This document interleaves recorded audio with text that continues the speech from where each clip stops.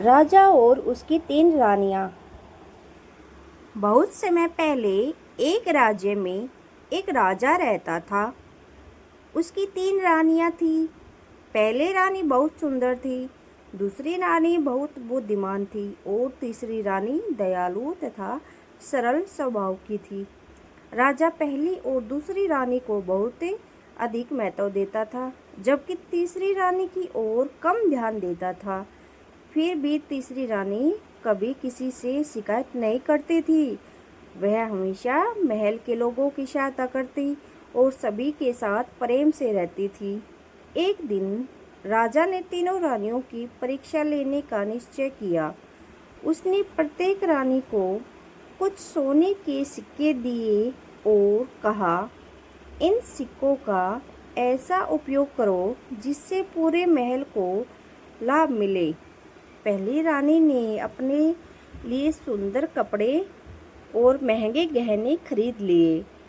दूसरी रानी ने दुर्लभ और कीमती वस्तुएं इकट्ठा कर ली, लेकिन तीसरी रानी ने उन सिक्कों से गरीबों को भोजन कराया, महल के बगीचे में फलदार पेड़ लगवाई और एक कुआं खुदवाया जिससे पूरे राज्य के लोगों को पानी मिलने लगा। कुछ महीनों के बाद राजा ने देखा कि पहली रानी की सुंदर वस्तुएं केवल उसी के काम आई। दूसरी रानी की कीमती चीजें महल में बंद पड़ी रही, लेकिन तीसरी रानी के लगाए पेड़ों से फल मिलने लगा और कुएं से लोगों की प्यास बुझने लगी।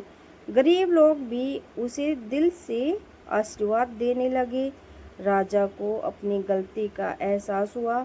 उसने तीसरी रानी की प्रशंसा की और कहा, सच्चा सम्मान उसी का है जो अपने सुख के साथ दूसरों का भी भला करे।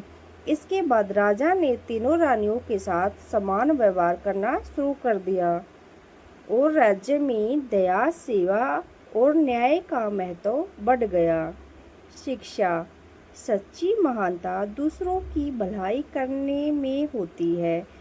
दया, सेवा और सद्भाव हमेशा सबसे बड़ा सम्मान दिलाते हैं।